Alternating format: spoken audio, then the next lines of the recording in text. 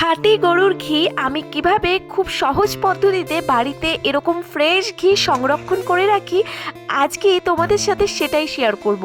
প্রতিদিন ভাবি শেয়ার করব বলে আর করা হয় না, তবে আজকে সকাল সকাল ঘি বানাচ্ছি তাই মনে পড়ে গেল তোমাদের সাথেও জিনিসটা শেয়ার করি। হ্যালো এভরিওয়ান, আমি বিউটি তোমাদের সাথে নিয়ে চলে এসেছি আরও একটা সুন্দর ভিডিও। অবশ্যই ভিডিওটা শেষ পর্যন্ত দেখো, তোমাদের অনেক কাজে আসবে যারা জানো না। আজকাল কিন্তু খাঁটি ঘি পাওয়া একদমই যায় না। হ্যাঁ, আমাদের এখানে পাওয়া গেলেও কলকাতায় আমি দেখেছি একদমই কিন্তু পাওয়া যায় না, সে যতই যা বলুক খাঁটি ঘি। এইরকম গরুর ঘি এমন হলুদ হতে কি তোমরা দেখেছো?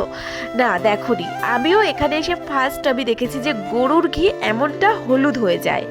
মহারাষ্ট্রে কিন্তু প্রচুর পরিমাণে মহিষ পাওয়া যায়, মহিষের দুধ এবং মহিষের ঘি। গরুর ঘি আর গরুর দুধ বলতে গেলে পাওয়াই যায় না। তো আমরা যেহেতু গরুর দুধ একজনের কাছ থেকে রাখি রোজ, তাই কোনো দিন দুধটা খাওয়াও হয় না, তাই সেখান থেকেই কিন্তু আমরা এই ঘি বানানোর প্রস্তুতিটা নিই তো বাড়িতেই।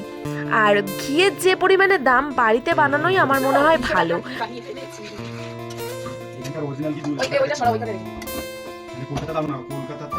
কলকাতায় যত বড়ই মানে দোকান থেকে যে বলে না খাঁটি ঘি, তা ঘিয়ে ঘিয়ে কালার হয় কেন?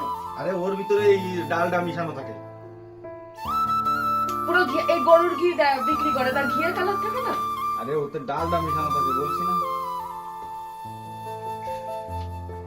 তোমাদের সাথে কথা বলতে বলতে আমার ঘি একদম রেডি হয়ে গেছে। দেখো, মালাইটা একদম কালো হয়ে গেছে আর ফ্রেশ হলুদ ঘিটা বেরিয়ে এসছে।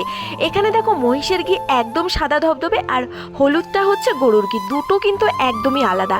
তো এরকম সহজ পদ্ধতিতে তোমরাও কিন্তু বানিয়ে ফেলো বাড়িতে আর এরকম ফ্রেশ ঘি খাও। তো ভিডিওটি কেমন লেগেছে অবশ্যই কিন্তু জানাতে ভুলো না।